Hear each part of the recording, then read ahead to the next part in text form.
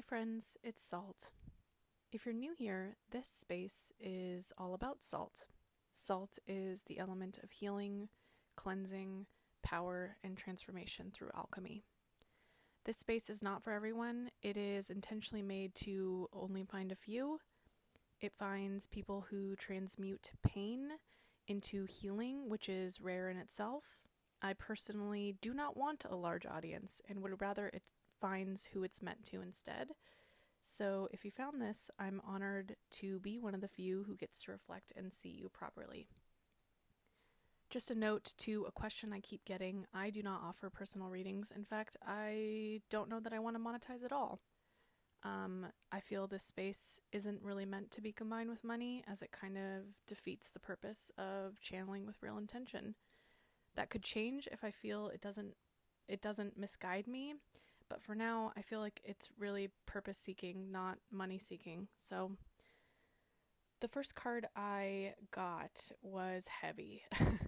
It was the Six of Cups reversed and a card about childhood. So what it's pointing to, at least what I'm interpreting it to be, is it's about childhood wounds, particularly how they shape maybe your present day relationships.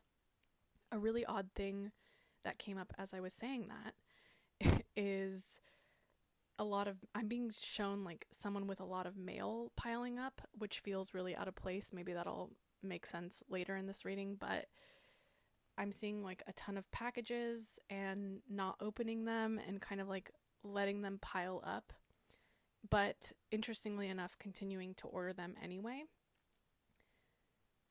I'm sensing that there's two really complicated parts to this, and this might be a darker reading, so I guess that's the preemptive warning. The first part is childhood seems to shape how you move through life today, whether you're conscious of that or not.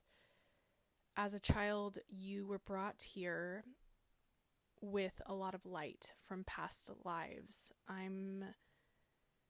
You might have been in really impactful roles in past lives, like a community leader of some kind, but really heavy on holding a large inner world and a lot of light. So you might have been born into a family in this life that has much smaller inner worlds that could show up as like manifest in the physical as very little patience from them, inability to really see or understand you, or feeling like you were too much, too emotional, or highly sensitive.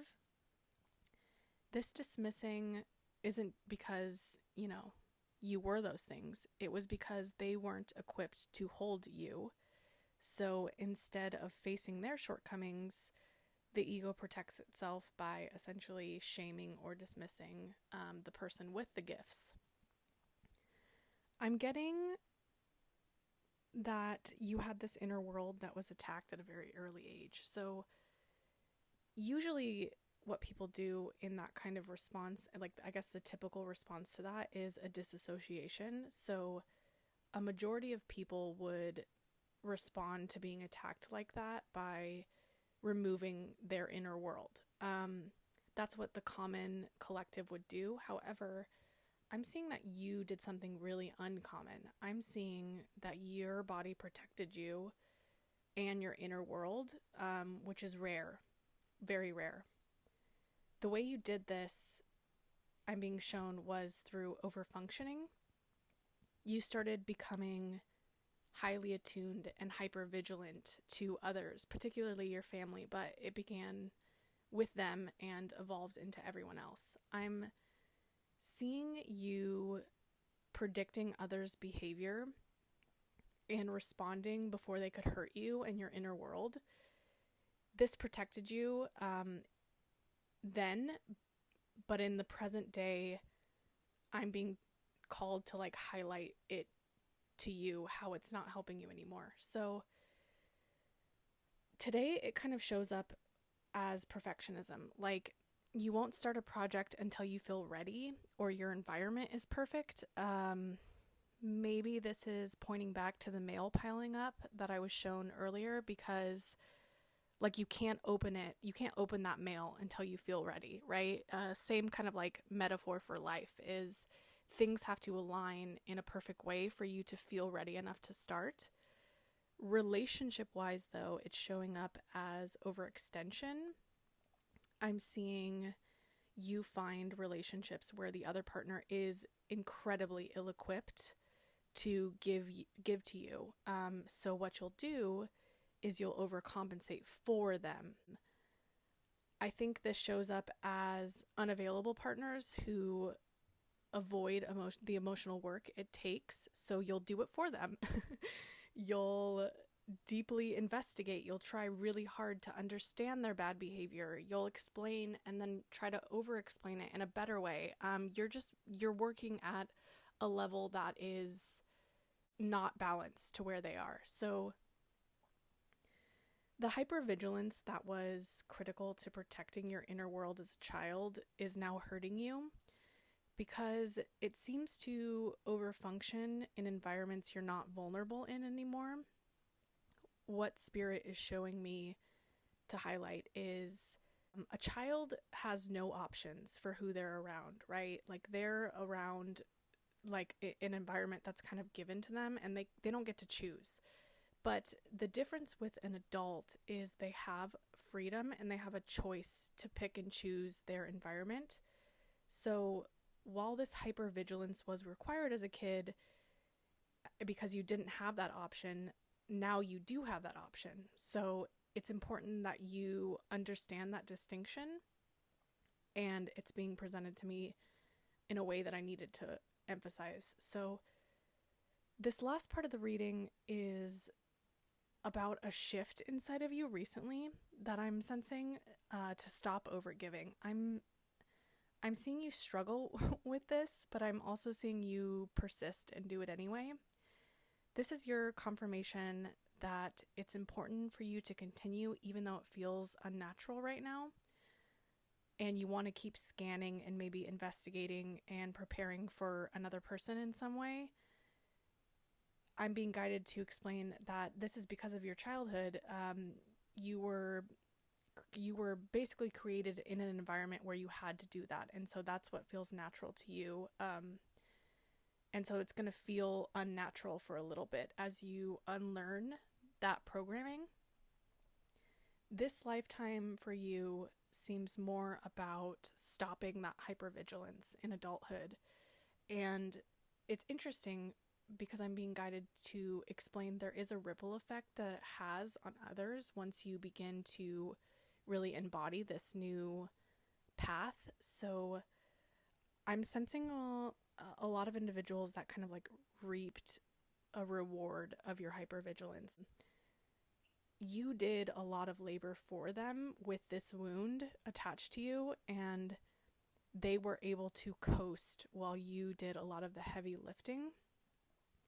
These people feel like I'm feeling that they can't fully wake up until you grow from that overfunctioning.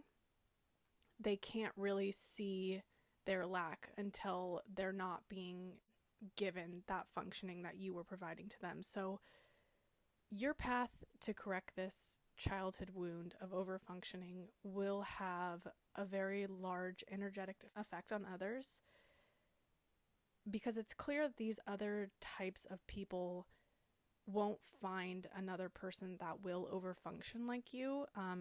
You're very rare because, your response in childhood was very rare. A lot of people, like I mentioned at the beginning, will disassociate and lose that, but you protected your inner world, and you did that for a reason. You're meant to create and embody something amazing and large, and those who disassociate are kind of like the majority of the collective, right, that aren't really meant to do stuff in this lifetime. So they're not going to find whoever is attached to your energy. They're not going to find another person that overfunctions and extends in the way you did. And what happens with that is there's an emptiness in connections after you that start the healing process for this individual. But it takes a lot of time for that to happen, because they're going to try to replace that gap for a very long time, but the emptiness starts to compound as they begin to not feel that spark or that energy that you provided.